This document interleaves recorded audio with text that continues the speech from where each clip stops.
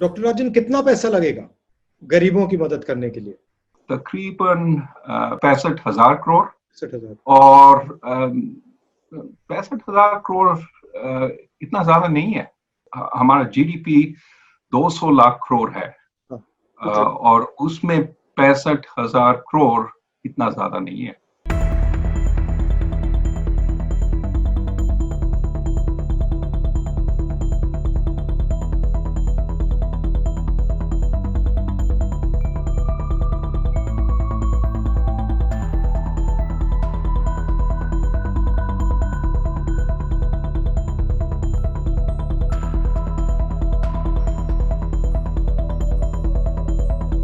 How do we think about unemployment going forward 2-3 months from now, when the impact of this thing actually hits?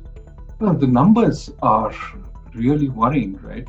If you look at CMI and says that virtually 100 million more people have been put out of work as a result of this COVID. 50 million through unemployment, 60 million through leaving the labor force. Now, you can dispute what the particular survey does or says, but this is the only data we have, and the numbers are just mind-boggling.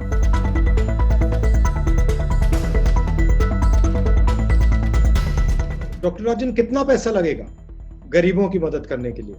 तकरीबन 65,000 करोड़। 65,000 और 65,000 करोड़ इतना ज्यादा नहीं है। हमारा GDP 200 lakh crore है। और उसमें 65,000 करोड़ इतना ज्यादा नहीं है।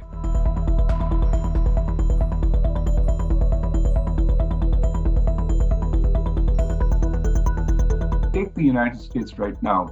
It's ramped up to about 150,000 tests per day. But the consensus amongst experts, certainly the epidemiologists, is that to really be confident about opening up, you have to triple that to 500,000 tests a day at least. And some are talking of numbers in the millions. Well, just multiply by 4 to get 4.5 to get India's population. And you're talking about 2 million tests a day if you want to get the level of confidence that you have in the United States.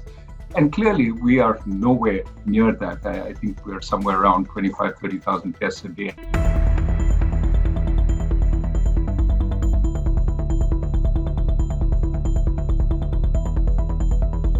So it has to be a sequencing. First, the places where you can maintain distancing, and it's not just distancing in the workplace. It's also distancing to and fro from the workplace, a transportation structure.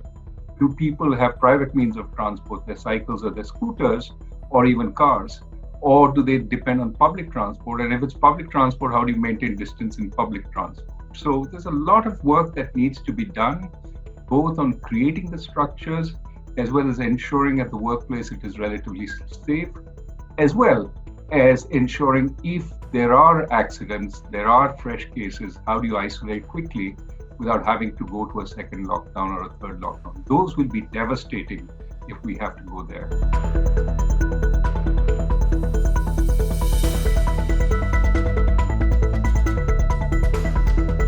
If you get into a cyclical lockdown, if you open up and then you're forced to shut down, then you open up and you're forced to shut down again, then that is devastating for economic activity because it would completely destroy trust.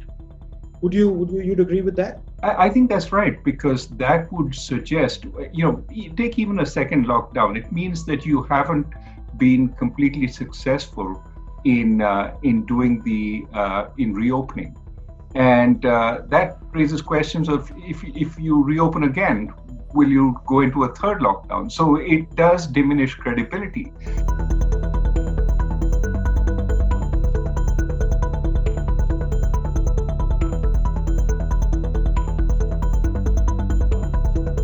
This is where I think the efforts we made on direct benefits transfers sort of needs to be realized at this point.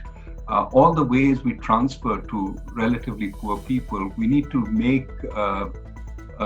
take a call on that. We have different ways of accessing through widows' pensions, through the Manrega roles, and we need to say, look, these are people who don't have a job right now, who don't have a livelihood, and for the next 3 or 4 months, while this uncertainty is on, we're going to support them. But in terms of the sort of priority, keeping people alive and keeping them from having to go onto the street, in protest or looking for work is probably useful at a time of lockdown.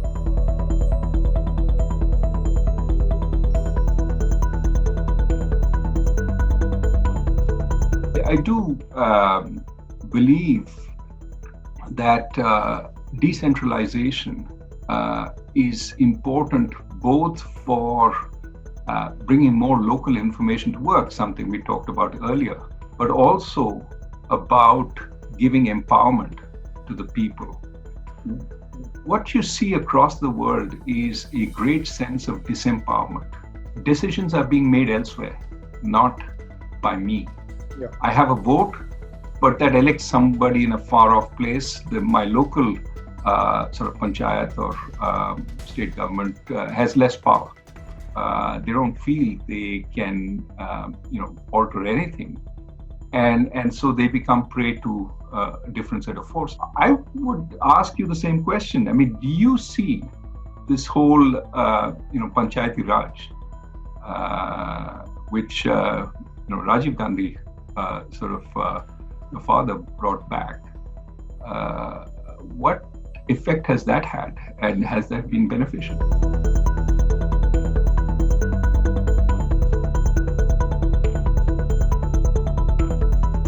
It's had a huge effect, but I'm sorry to say it's in retreat. So a lot of the forward movement on Panchayati Raj that had taken place, we are now moving back to a sort of bureaucratic, BM-based structure or a bureaucrat-based structure. And if you look at the southern states, they are doing a better job because they are actually more decentralized. And the northern states are centralizing power, and they're taking away power from the panchayats and the sort of grassroots organizations.